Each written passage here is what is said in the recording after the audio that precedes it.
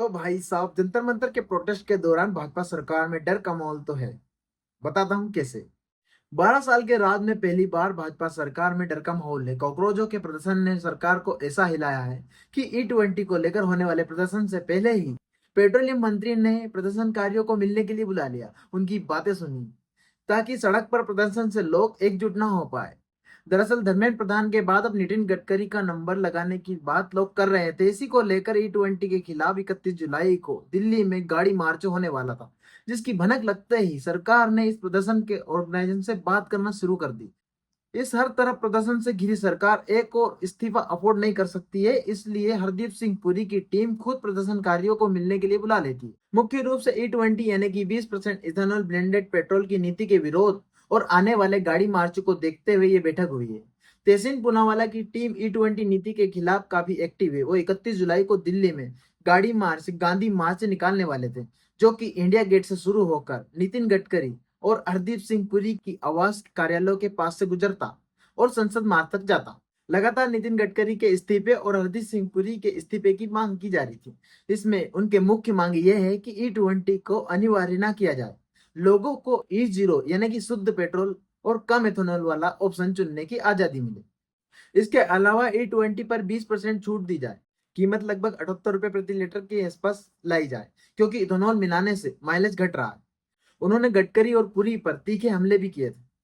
Protest से ठीक पहले सरकार यानी कि मंत्रालय ने डेलीगेशन को बुलाकर बातचीत का रास्ता अपनाया था कि बड़ा प्रदर्शन टाला जा सके या फिर कम किया जा सके। यानी कि जिस तरीके से 20 जुलाई को प्रदर्शन हुआ था, सरकार ने अभी तक तो ये सोचा था, जब कॉकरोच जनता पार्टी का प्रदर्शन चल रहा था जब तक तो ये सोचा था कि ये लोग क्या ही कर लेंगे, प्रदर्शन से क्या ही हो जाएगा। लेकिन उस एक प्रदर्शन ने सरकार को अंदर तक हिलाकर रख दिया।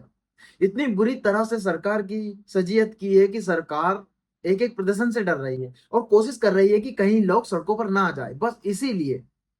और E20 के मामले पर तो सब वैसे ही एकजुट हो रहे हैं, और इसी वजह से यहाँ पर सरकार ने कोशिश की है कि खुद ही प्रदर्शनकारियों से प्रोटेस्ट के पहले बात कर ली जाए। पहली बार भाजपा सरकार में ऐसा हुआ है कि किसी प्रदर्शन से पहले ही प्रदर्शनकारियों की बात सुन ली गई हो। बैठक petroleum, natural gas, heavy industry, agriculture आदि मंत्रालयों के अधिकारियों के साथ हुई। तेहसीन पूनावाला ने इसे कंस्ट्रक्टिव मीटिंग बताया, जिसमें उपभोक्ताओं की चिंता, consumer choice, transparency, affordability, mileage पर चर्चा की गई। टीम भारत की तरफ से एक लेटर पेश किया गया, जिसमें बताया गया है कि मीटिंग में क्या कुछ बात हुई। टीम भारत की तरफ से लिखा गया कि आज टीम भारत ने पेट्रोलियम और प्राकृतिक गैस मंत्रालय, भारी उद्योग मंत्रालय और अन्य संबंधित विभागों के वरिष्ठ अधिकारियों के साथ एक सार्थक बैठक की।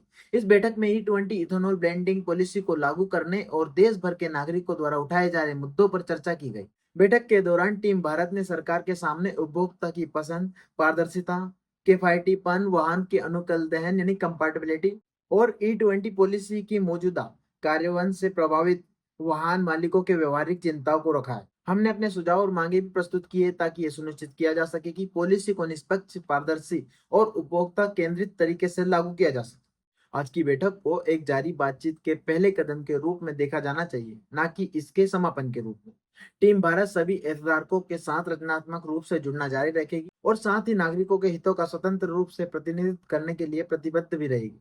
हम चर्चा किए गए मुद्दों पर बारीकी से नजर रखेंगे और व्यवहारिक तथा साक्ष्य आधारित समाधानों की वकालत करना जारी रखेंगे।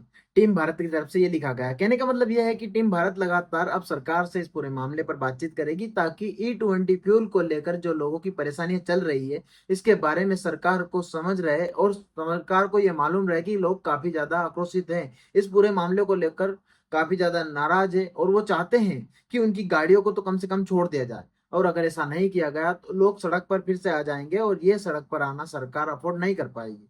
बैठक के बाद भी कहा जा रहा है कि 31 जुलाई को जो मार्च होने वाला है वो प्लान के मुताबिक हो सकता है, और या फिर उसमें कुछ अपडेट आ सकते हैं। प्रोटेस्ट और जन विरोध के दबाव के चलते ही मीटिंग हुई, ताकि मुद्दों पर चर्चा और नीति लागू करने में आम जनता की परेशानियों को संबोधित किया जा सके। जनता को पता चले कि हाँ, सरकार सुन रही है, क्योंकि एक बार ना सुनने की गलती करके वो इस्तीफा दिलवा चुके हैं। अब दोबारा सरकार को वो गलती नहीं करना चाहती।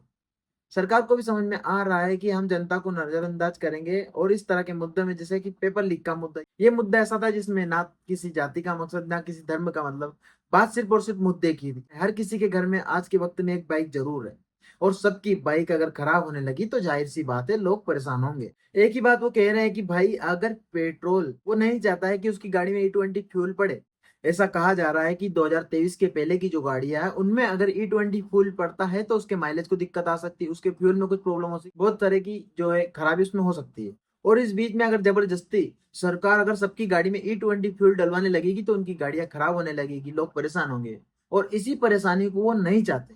वो साफ तौर से यही बात कर रहे हैं कि आपको जितना ब्लेंडिंग फ्यूल लाना है लाइए, लेकिन हमारे पास ऑप्शन होने दीजिए कि हम चाहें तो प्योर फ्यूल भी इस्तेमाल कर सकें। ये फ्यूल जबरदस्ती करके E20 फ्यूल और कोई फ्यूल ना लेना पड़े, यही बात की जा रही है। इसके अलावा अगर E20 फ्यूल बेचा जा रहा है तो उसे पेट्रोल के दाम पर ही क्यों बेचा जा रहा है, ये भी बड़ा सवाल।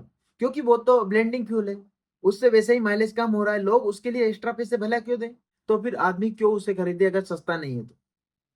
और इसी बात पर लोग जो है लगातार नाराज हो रहे हैं। तभी संसद मार्च तक की बात कही जा रही थी, अलग अलग संगठन संसद मार्च तक आने की कह रहे थे। इसलिए सरकार को खुद प्रदर्शन से पहले आगे आना पड़ा और ये कहना पड़ा कि हम बातचीत कर रहे हैं फिलहाल के लिए।